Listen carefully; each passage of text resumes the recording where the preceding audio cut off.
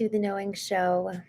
I am your host, Christene Marie, and I am so glad that you joined me tonight. Tonight, we're going to be talking about what matters most. I actually had an entire show lined up for us.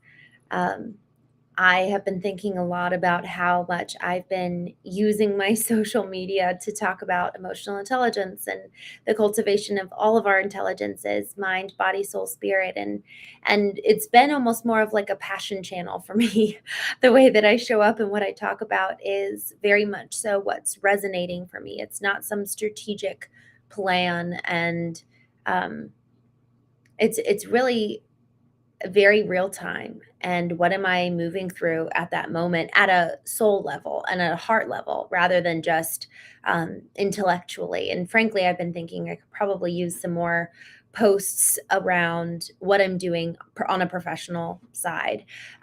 Even just this week, I'm serving as CMO for a trades business, and I'm trying to grow our digital marketing business for trades businesses. And this week I flew to St. Louis, and the client, put me up in a hotel and had me come and visit. And we did some planning for 2026. And I did training for their business development managers about how to use AI. And I took no pictures and I just had a wonderful time, and it was so fun. And the very things that so often I encourage other people to do, that hasn't been front of mind for me. And so I'm thinking about this year, really focusing on that and really spending time this year to be intentionally, effectively making sure people know, like, this is what I do, not just who I am. And so with that, I had a whole show planned for tonight. I was going to talk about, frankly, the one thing every single business needs to incorporate into their strategy for 2026 and what they need to be doing, and how to be more strategic on in terms of relationship building. Everything is built on relationships, and I had a whole plan, and I'll probably do that at some point. But so, I was getting on here planning to be very focused on the professional side, because I way underemphasize it. I never talk professional stuff on here. And sometimes with guests, we'll talk about AI, we'll talk about marketing and branding and business strategy, and how to effectively grow your organization or your business, how to build a personal brand, what does it look like to manage your finances well, tax strategies. Sometimes we'll talk about those things here, but for the most part, we talk about cultivating our inner selves. Who do we need to be in order to do the thing that we're called to do? So it's more so focused on the who, not so much the what or the how. But as I had this whole show planned tonight, I hopped on Instagram to connect my channels, because I'm live on a couple different places, on a couple YouTube channels, Facebook, LinkedIn, Instagram. And I got on, and, I had this whole plan, and I saw a friend of mine. She's probably 5 or 6 years younger than me. So she's in her mid-20s. And she posted an update about her cancer diagnosis. And she already had cancer when I think she was 19, and it got cleared. She did everything she was supposed to do, and they got the tumor out, and she's good. And I just saw tonight on our post, she's got 2 tumors. And even now, as I'm sharing this, I just have chills. She said this last 71 days have been the hardest days of her life. And then she said that there's just something about a season of almost like the dark night of the soul that there just aren't words for. And I feel almost a reverence in that. Part of me is like, what's the point in talking about business and marketing and branding and digital marketing and growing your business when people are literally dying? And not the goal isn't to be morbid here. The goal is to talk tonight about what matters most. And what matters most is who we are. It is relationships. It is, who do we show up as? How do we love? Are we coming from a place where we're giving from a full tank, or are we actually coming into relationships and stealing the oxygen and lifeline out of the people we're around because we're so depleted ourselves and we don't have anything to give? And so in this conversation around what matters most, I was reminded, what are my KPIs, my key performance indicators? What are my metrics of success? Rather than the vanity metrics that other people hold. Yes, I really do love business. I actually really do. I had so much fun being up on stage in the training room yesterday with these business development managers, telling them how to effectively make more money. It was really fun. And at the same time, when I think about if I had to choose between what I talk about, which would be business strategy and, everything we've done for people, trades businesses, home service businesses, our clients who are solopreneurs, if I had to choose about that between that or talking about who are you and who do you choose to be and how do we live and how do we live every single day with so much meaning and so much intention so that not a second is wasted. If I had to choose, I would choose the latter. I would choose talking about these topics around how do we cultivate ourselves? How do we become better parents? How do we become a better partner? It is so hard to do relationships, and we're not taught how to do that. Tonight on the plane, I was talking with someone around, he said, "What do you do?" And I said, "I have marketing and brand business." And then as we started easing into the conversation, I was like, "Well, actually, I'm finishing up a book around knowing who you are and emotional intelligence, and we're not taught how to do relationships." And I was flown out to Colombia at the beginning of last year and worked with a team to help them communicate and to help them appreciate each other and to help them know who they are, because everything that's going on in the external world, we're bringing to everybody else for whatever we haven't worked through ourselves. And he was listening, and we ended up having such a good conversation. But it's just so fascinating because at the end of the day, that's what matters. And with everything I said that I do, business strategy and brand and marketing, he fixated on the relationship piece. He was like, "I would love to have you come and talk to my executive team because we need help." We need people, we need someone to come in and help us understand how to communicate generationals, cross-generational patterns and dynamics and the biases there and misunderstandings. We're not taught relationships. We're not taught how to coexist.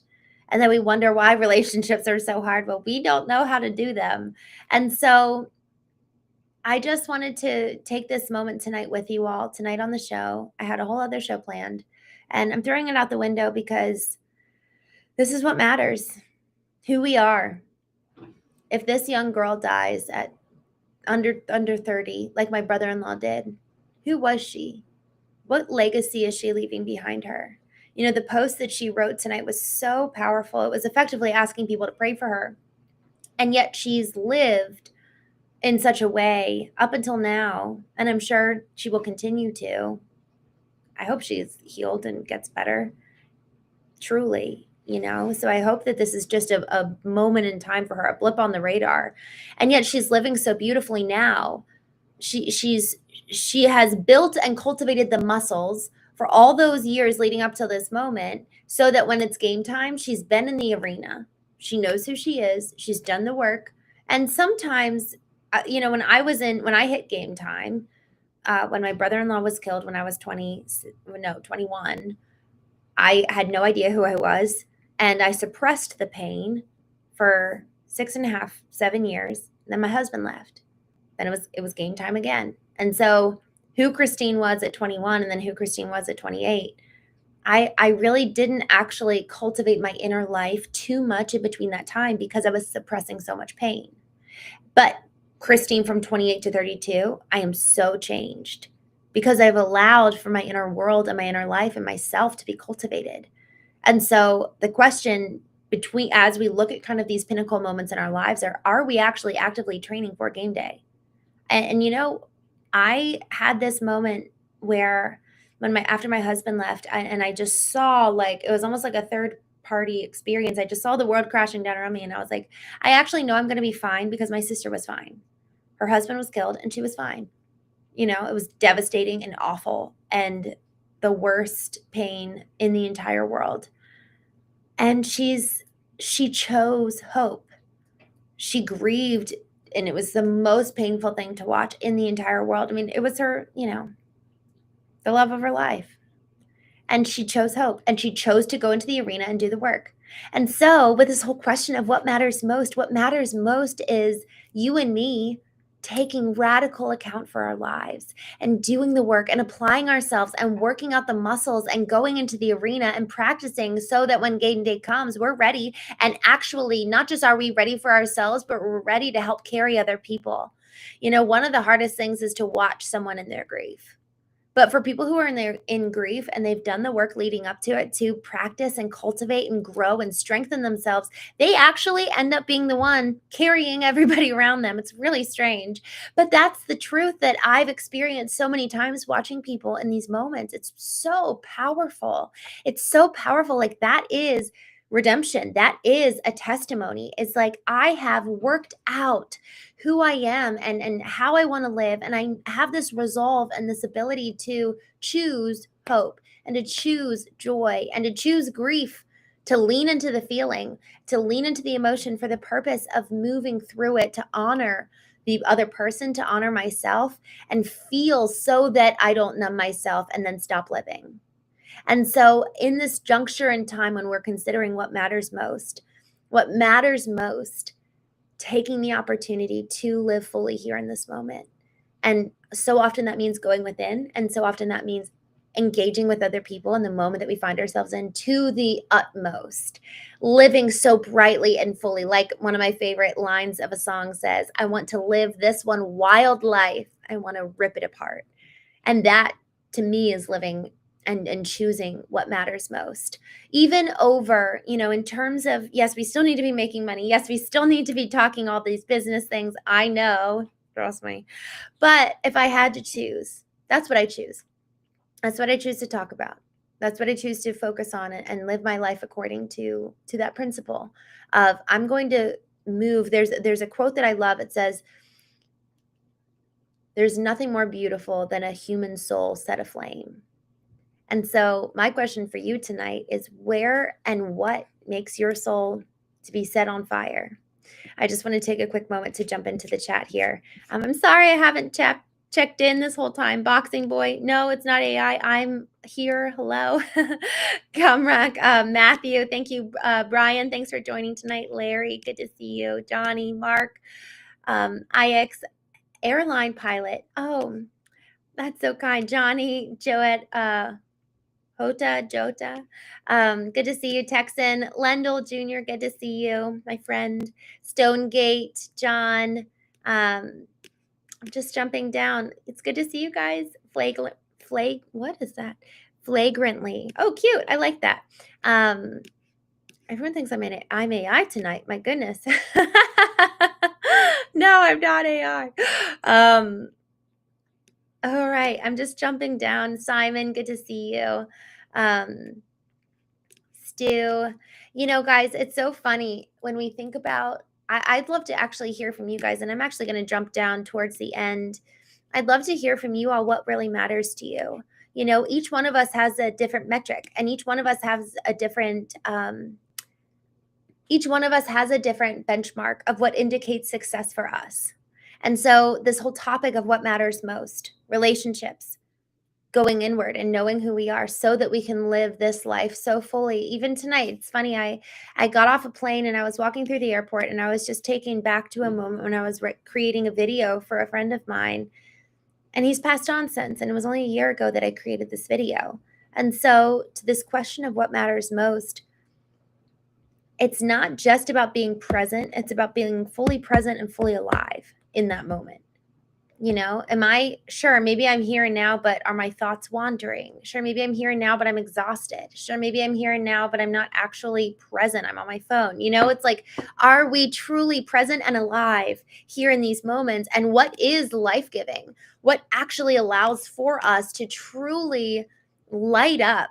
Like, what makes your soul aflame? So I'm actually going to jump down to the bottom of the chat. I'm sorry, I haven't gone through all of these. But I'd love to know. I'd love to know what actually is really meaningful for you. What lights you up? What matters most to you? And y'all, we need to think about these questions. What is life-giving? I think all of us have a different meaning of what that is for me. When I think of what's life-giving, it actually is going and just doing some fun projects on the side, like some commercial work. Like, I love that. That's so fun. I did a Toyota commercial the other day, and it was so fun, and I also love being behind the camera and directing. Yet this morning I got to do that from one of my clients. I was directing him on doing a shoot. So what is life-giving to you? Where do you light up? And then talk about it, share that, because in those moments that allows for connection. When I'm lit up and then I can engage with somebody and draw forth that from them, that's where the magic happens in terms of relationships. So much of the times it's actually going first. It's actually leading, and also being able to ask amazing questions and pull it forth from people. I'm just going down here. Creating decent human beings. Jeff, I love that.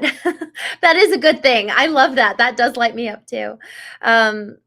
Peter, you said, what's the focus of this website? I just wanted to share. So one of the focus is that we talk about 4 different intelligences: emotional intelligence, intellectual intelligence, artificial intelligence, physical intelligence. And then we also, on Sundays, we talk about spiritual intelligence. So we're talking about the cultivation of ourselves, and then also adding in this new intelligence, AI, and how do we actually incorporate that into our businesses, into our lives.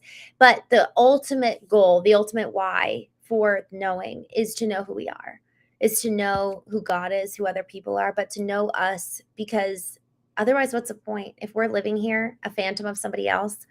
There's one of my favorite quotes. Actually, I'm going to pull this up right now. It's called "Citizens in the Republic" by Theodore Roosevelt in 1912. And I just want to read this one section to you because, frankly, given some of the comments I'm seeing, it seems timely. Okay, it's so good. So there's a popular portion of this called "The Man in the Arena." But I'm actually going to read it before that, because the whole speech is incredible. But there's this one section before you get to that really popular part.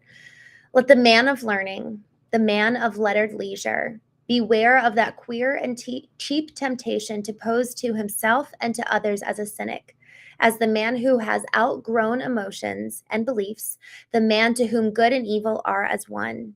The poorest way to face life is to face it with a sneer. There are many men who feel a kind of twisted pride in cynicism. There are many who confine themselves to criticism of the way others do what they themselves dare not even attempt. There is no more unhealthy being, no man less worthy of respect than he who either really holds or feigns to hold an attitude of sneering disbelief toward all that is great and lofty, whether in achievement or in that noble effort, which, even if it fails, comes to second achievement. A cynical habit of thought and speech, a readiness to criticize work which the critic himself never tries to perform, an intellectual aloofness which will not accept contact with life's realities.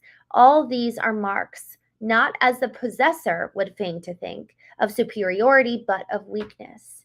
They mark the men unfit to bear their part painfully in the stern strife of living, who seek in the affection of contempt for the achievement of others to hide from themselves and from others in their own weaknesses. The role is easy. There is none easier, save only the role of the man who sneers alike at both criticism and performance. It is not the critic who counts, not the man who points out how the weak man or how the strong man stumbles, or where the doer of deeds could have done better.